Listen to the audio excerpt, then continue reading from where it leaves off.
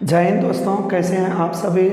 आशा करता हूं कि आप लोग बहुत अच्छे होंगे, मस्त होंगे, ब्रांडेड होंगे। आज हम लोग क्लास 12th एवं 11th के एक ऐसे कॉन्सेप्ट को लेकर के आया हूं जो दोनों क्लास के स्टूडेंट एवं कॉम्पिटिटिव एग्ज़ाम के भी स्टूडेंट इससे काफ़ी अच्छी सीख ले सकते हैं और अपने एग्ज़ाम को बेहतर बना सकते हैं। दोस्तों, आज हम लोग केमिस्ट्री के एक ऐसे पार्ट को लेकर के आया हूँ जिसमें आप लोग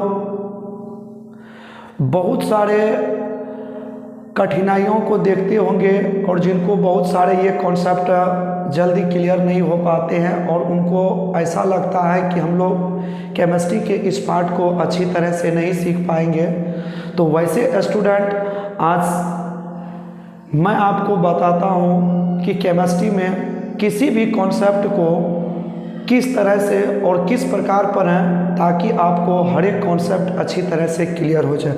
दोस्तों, आपको पता होगा कि हम लोग केमिस्ट्री के अंतर्गत मुख्यतः 3 पार्ट पढ़ते हैं, जिसमें हमें फर्स्ट पार्ट मिलता है फिजिकल केमिस्ट्री और सेकंड पार्ट होती है इसमें इनऑर्गेनिक केमिस्ट्री। इनऑर्गेनिक केमिस्ट्री और तीसरा पार्ट जो होता है वो होता है ऑर्गेनिक केमिस्ट्री। तो इस प्रकार से हम लोग मुख्य रूप से 3 पार्ट पढ़ते हैं। इसे हम लोग फिजिकल केमिस्ट्री के नाम से जानेंगे और इसे हम लोग हिंदी में भौतिक रसायन कहते हैं। भौतिक रसायन, इसे कार्बनिक रसायन एवं इसे अकार्बनिक रसायन बोलेंगे और इसे कार्बनिक रसायन कहा जाता है। तो इस कॉन्सेप्ट में हम लोग जानेंगे कि आज का टॉपिक हम लोग इस ऑर्गेनिक केमिस्ट्री के ऊपर हम लोग बात करेंगे।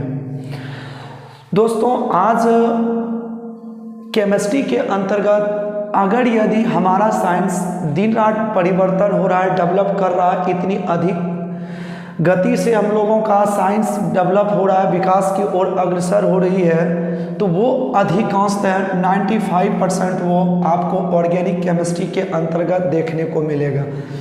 तो इसमें सबसे पहले हम लोग जानेंगे कि ऑर्गेनिक केमिस्ट्री का विकास कैसे हुआ, कहाँ से हुआ और किस जगह से ये केमिस्ट्री बढ़ना शुरू हुआ। दोस्तों, आपको पता होगा कि हमारे पास अभी तक में कुल ज्ञात तत्वों की संख्या 118 है, या इससे 1 या 2 ज़्यादा भी हो सकते हैं। मान करके चलिए हमारे पास 118 एलिमेंट्स हैं। तो इनमें से एक एलिमेंट्स बहुत महत्वपूर्ण योगदान रखता है जिसका नाम है कार्बन, और यही कार्बन एवं इनसे बहुत सारे जो मिल करके कंपाउंड बनते हैं उन्हीं को हम लोग ऑर्गेनिक केमिस्ट्री कहते हैं। तो आइए हम लोग पहले इसके बारे में जानेंगे, तब हम लोग धीरे धीरे अगले टॉपिक की और नए नए टॉपिक को हम लोग सीखते हुए आगे बढ़ेंगे। तो सर्वप्रथम स्वीडन का एक वैज्ञानिक था जो रसायन शास्त्री थे, जिसका नाम था बर्जीलियस। बर्जीलियस साहब का मानना था कि कार्बनिक यौगिक जो होते हैं वो केवल सजीव पदार्थों में ही बनते हैं और उन्हीं से अपघटित होकर के हमें कार्बनिक यौगिक प्राप्त होते हैं। तो सन 1815 ईस्वी में इस बात को लेकर के बर्जीलियस साहब बोलते थे कि दुनिया में जितने सारे कार्बनिक यौगिक हम लोग देखते हैं वो केवल सजीवों से प्राप्त होती है, जैसे वो जीव जंतु हो या पेड़ पौधे हो, इन चीज़ों से ही हमें केवल कार्बनिक यौगिक प्राप्त होते हैं। तो ऐसा इनका कहना था और ये जीव जंतु या पेड़ पौधे, अर्थात इनसे हमें एक स्पष्ट चीज मिलता है, या बर्जिलियस साहब बोलते थे कि दुनिया में ऐसा कोई भी अकार्बनिक यौगिक नहीं है जिनकी सहायता से हम कभी भी कार्बनिक यौगिक को प्राप्त कर सकते हैं। अर्थात अकार्बनिक यौगिक से कभी भी हम कार्बनिक यौगिक का निर्माण नहीं कर सकते हैं, ये मानना था हमारे बर्जिलियस साहब का। तो इन्होंने जब इस बात को लाया कि कभी भी हम अकार्बनिक यौगिक से अर्थात इन ऑर्गेनिक कंपाउंड से कभी भी ऑर्गेनिक कंपाउंड नहीं बना सकते हैं। यदि आपको ऑर्गेनिक कंपाउंड चाहिए तो वो केवल आपको जीव जंतु या पेड़ पौधों से मिलेंगे, अर्थात जो सजीव हैं उन्हीं से हमें प्राप्त होते हैं कार्बनिक यौगिक। तो हमारा समय बढ़ता गया, तो एक समय आया 1829 ईस्वी का। तो इस ईस्वी में 28 या 29 था, कुछ ऐसा ही डेट है, जहां पर हमें एक ऐसे महान रसायन शास्त्रियों से दर्शन हुआ जिनका नाम था वोहलर साहब एक दिन अपने प्रयोगशाला में कोई कार्य कर रहे थे, तो अचानक ही वोहलर साहब ने देखा कि इनके बगल में रखे हुए एक अकार्बनिक पदार्थ था। वोहलर साहब जहां अपने प्रयोगशाला में काम कर रहे थे उसके समीप एक अकार्बनिक पदार्थ रखा हुआ था और जिनका नाम था अमोनियम साइनेट। वो अकार्बनिक पदार्थ था अमोनियम साइनेट। तो देखा गया क्या कि जब अमोनियम साइनेट पर थोड़ी सी गर्म इसको जब हुआ, यानी अचानक ही जब इस पर गर्मी पड़ा, तो हमें कुछ दानेदार पदार्थ के रूप में नीचे गिरता हुआ एक पदार्थ नजर आया। तो ऐसे में वोहलर साहब जो भी वर्क कर रहे थे, जो भी कार्य अपने प्रयोगशाला के अंदर कर रहे थे, तो वो उन चीज़ों को छोड़ करके इन पदार्थों के ऊपर अपना ध्यान दिया। तो देखा गया क्या कि ये जो अमोनियम साइनेट था ये तो रियली में एक अकार्बनिक पदार्थ था, और ये जो दानेदार पदार्थ बन रहे थे ये पदार्थ था वास्तव में यूरिया। तो इससे पहले भी हमें इनके बारे में बताया गया था बर्जिलियस साहब द्वारा कि अकार्बनिक यौगिक से कभी भी हम कार्बनिक यौगिक को प्राप्त नहीं कर सकते हैं। तो इन्हीं चीज़ों को लेकर के बर्जिलियस साहब ने इन्हें कह दिया था जीवन शक्ति का सिद्धांत। जीवन शक्ति का सिद्धांत। तो जीवन शक्ति का सिद्धांत जो था ये बर्जिलियस साहब ने क्या कहा था कि सजीव पदार्थों से केवल हमें कार्बनिक यौगिक मिल सकते हैं, अर्थात हम कोई भी विधि से अकार्बनिक यौगिक द्वारा कार्बनिक यौगिक को प्राप्त नहीं कर सकते हैं। तो इन चीज़ों को जब वोहलर साहब ने अचानक देखा कि ये तो रियली में अकार्बनिक पदार्थ था और इससे बनने वाला पदार्थ एक यूरिया जो था ये एक कार्बनिक यौगिक था। तो ऐसे स्थिति में इन्हें एक बहुत बड़ा शौक लगा कि ये क्या हो गया, ये कैसी घटना घटी यहाँ पर। तो इन चीज़ों को लेकर के पहले तो वोहलर साहब को उसकी आंखों पर विश्वास ही नहीं हो रहा था कि इतनी बड़ी घटना हो कैसे गई। तो इन्होंने इन प्रक्रिया को इन्होंने पुनः फिर से दोबारा करने का कोशिश किया। तो हर एक बार इन्हें देखा गया क्या कि बार बार जब अमोनियम साइनेट को गर्म किया गया तो बार बार इन्हें यूरिया प्राप्त हो रही थी, बार बार इन्हें यूरिया प्राप्त हो रही थी। तो इस प्रकार से वोहलर साहब ने इससे प्रमाणित कर दिया कि आज से कुछ दिन पहले जो बर्जिलियस साहब बोले थे कि अकार्बनिक यौगिकों से कभी भी कार्बनिक यौगिक प्राप्त नहीं किया जा सकता है, ये उनका कहना गलत था। तो आज मैंने इसको प्रमाणित कर दिया कि अकार्बनिक यौगिक से भी कार्बनिक यौगिक बनाए जा सकते हैं, प्राप्त किए जा सकते हैं। तो जब इन चीज़ों का आगे बढ़ा प्रोसेस, तो इसके बाद एक साइंटिस्ट आए कोल्बे, जिन्होंने भी अकार्बनिक यौगिक को गर्म करके कार्बनिक यौगिक बना दिए। इनके बाद भी और सारे साइंटिस्ट आए जिन्होंने केवल इन ऑर्गेनिक कंपाउंड को गर्म करके हीट करके इन्होंने ऑर्गेनिक कंपाउंड बनाना शुरू कर दिया। तो इस प्रकार से कई साइंटिस्टों ने इस चीज़ को किया, तो हमें उन्हें हर एक स्थिति में कार्बनिक यौगिक ही प्राप्त हुए। तो इस प्रकार से धीरे धीरे बर्जीलियस का दिया हुआ जीवन शक्ति का सिद्धांत अर्थात वाइटल फोर्स थ्योरी को गलत साबित कर दिया गया। तो इसीलिए कहा जाता है कि प्रयोगशाला में बनाया गया पहला कार्बनिक पदार्थ या कार्बनिक यौगिक वो कौन था? तो यूरिया था। हम इसका रिएक्शन पूरा लिख देते हैं। तो हमें सिर्फ इसमें जानना था कुछ बेसिक चीज़ों को कि सर्वप्रथम ये कार्बनिक यौगिक का विकास कैसे हुआ, इस क्षेत्र में किस तरह से इनका प्रोसेस आगे बढ़ा। तो हम एक बार फिर से देख लेते हैं। तो स्वीडन का एक साइंटिस्ट था बर्जीलियस, जिन्होंने 1815 ईस्वी में बताया था कि केवल सजीव पदार्थों से ही कार्बनिक यौगिक प्राप्त किया जा सकता है, अर्थात सजीव में जीव जंतु या पेड़ पौधे आएंगे। और इनका एक बात और मानना था कि अकार्बनिक यौगिक से कभी भी हम कार्बनिक यौगिक को प्राप्त नहीं कर सकते हैं। तो इन्हीं के सिद्धांत को इन्होंने एक नाम दिया जीवन शक्ति का सिद्धांत, अर्थात अंग्रेजी में इसे हम लोग वाइटल फोर्स थ्योरी के नाम से जानते हैं। तो इसके बाद जब समय हमारा बढ़ा तो समय आया 1828 या 29 कुछ ऐसा ही ईस्वी है, जिसमें वोलर नामक वैज्ञानिक ने अपने प्रयोगशाला में किसी कार्य में कार्यरत थे। तो उन्होंने अचानक उनके बगल में रखा हुआ अमोनियम साइनेट था, तो वो गर्म होकर के स्वयं उनसे दानेदार पदार्थ गिरने लगे और जिन्हें उन्होंने क्या कहा? तो यूरिया कहा। और ये यूरिया जो था रियली में वास्तव में एक कार्बनिक यौगिक था। तो चलिए हम लोग देखते हैं अमोनियम से बर्जीलियस का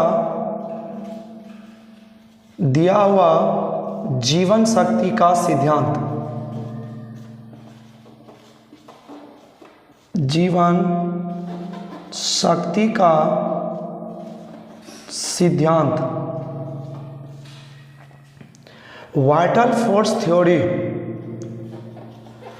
vital force theory of Berzelius.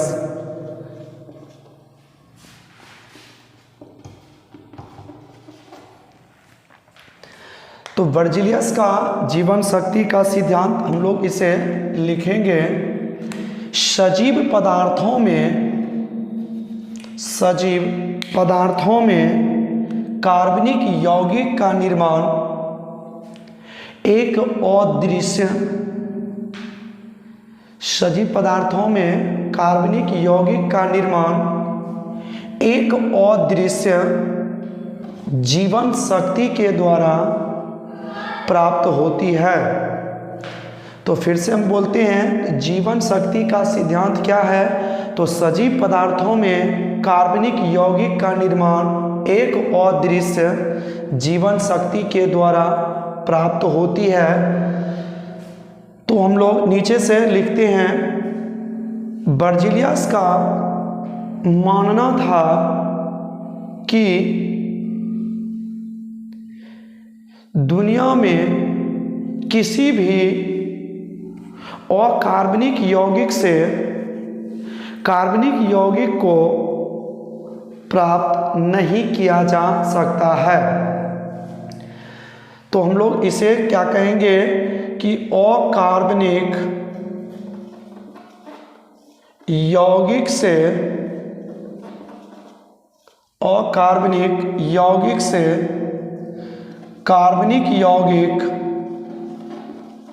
कार्बनिक यौगिक नहीं बनाया जा सकता है, ये बर्ज़िलियस साहब का मानना था। इसके बाद वोहलर साहब आए, जिन्होंने अपने प्रयोगशाला में अमोनियम साइनाइड को अचानक ही गर्म किया। अमोनियम साइनाइड को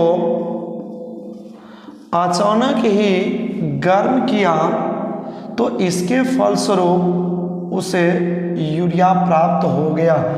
अमोनियम साइनाइड का सूत्र होता है NH4CnO। जब हम इसे हीट करेंगे तो हमें प्राप्त होगी यूरिया, जिसका रासायनिक सूत्र होता है NH2CONH2, अर्थात इसे हम लोग पढ़ सकते हैं NH2 single bond CO single bond NH2। इसे हम लोग यूरिया भी बोलते हैं या हम इसे कार्बामाइड के भी नाम से जानते हैं। तो इस प्रकार से प्रयोगशाला में बनाया गया पहला कार्बनिक यौगिक यूरिया था।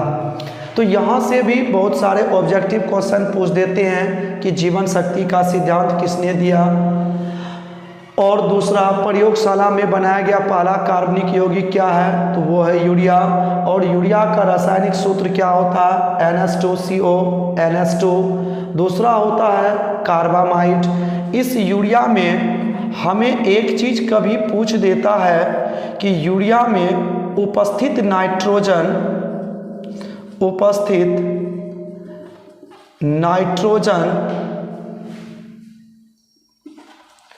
की प्रतिशत मात्रा कितनी होती है, प्रतिशत मात्रा कितनी होती है।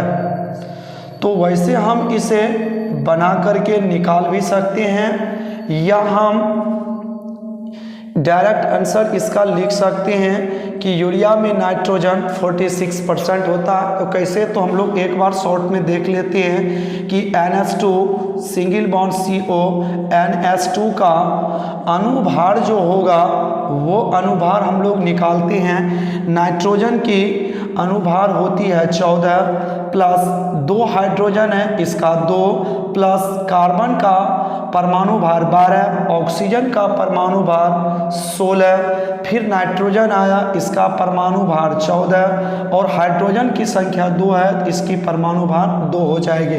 वैसे आपको ये पहले से पता होगा, तो हम लोग इसे ऐड करते हैं तो ये हो जाएगा 14 2 16, 16 दूने 32 हो गया और 32 16 48, 12 हो जाएगा टोटल 60। तो ये इसका टोटल जो है वेट कितना है अनुभार, तो 60 ग्राम भी लिख सकते हैं। तो इसके बाद हम लोग इसमें नाइट्रोजन की मात्रा देखें तो हमें 2 जगह नाइट्रोजन दिख रहा है और दोनों का मिला करके परमाणु भार जो हो जाएगा 14 दूने 28 हो जाएगा। तो हम यहाँ पर N की प्रतिशत मात्रा अगर निकालते हैं तो ये पहले हम 28 को ऊपर लिख देंगे, उसके बाद 60 को नीचे लिख देंगे, यानी 60 में से नाइट्रोजन 28 ग्राम है। परसेंटेज में लाने के लिए 100 से मल्टीप्लाई करेंगे तो इसे हम लोग 4 से काटते हैं तो ये 15 हो जाएगा, 4 से काटेंगे तो ये 25 हो जाएगा। इसके बाद हम लोग अगर इसे गुना करते हैं तो ये मल्टीपल करके हमें कुछ मिल जाएगा, हम मल्टीपल कर ही लेते हैं इसे। 140 इधर हो गया, 5 28 दूने 56 हो गया, इस तरह से 0 हो गया, 6 4 10 1 हो गया, 6 1 7 यानी 700 हो जाएंगे। ये मल्टीपल करके डिवाइड 15 से तो 15 चौके 60 हो जाएगा, 100 बचा, 15 पचे 75, 15 छके 90 दे देते हैं, 46 हो जाएगा। इसके बाद समथिंग कुछ आ जाता है इस तरह से, फिर 6 6 करके आते रहता है। तो ये लगभग हम लोग बोल देते हैं कि नाइट्रोजन जो है यूरिया में 46% रहता है। तो इस प्रकार से हमने सीखा कि जीवन शक्ति का सिद्धांत क्या है, उसके बाद प्रयोगशाला में बनाया गया पहला कार्बनिक यौगिक कौन सा था, और यूरिया का रासायनिक सूत्र क्या है, इसे हम लोग और कार्बामाइड के नाम से जानते हैं। इसमें उपस्थित नाइट्रोजन की मात्रा कितनी होती है, तो वो होती है 46%। तो चलिए हम लोग अब नेक्स्ट वीडियो में हम लोग जानेंगे कि कार्बन से रिलेटेड और उनसे बनने वाला यौगिक जो होगा वो कार्बनिक यौगिक होगा, उसके बारे में हम लोग अध्ययन करेंगे। तो मिलते हैं हम लोग नेक्स्ट वीडियो में। अगर आपको हमारा सिखाया हुआ चीज़ अगर आपको समझ में आया होगा तो प्लीज़ लाइक और सब्सक्राइब जरूर करें, अपने दोस्तों को शेयर जरूर करें। तब तक के लिए दीजिए इजाज़त। जय हिंद,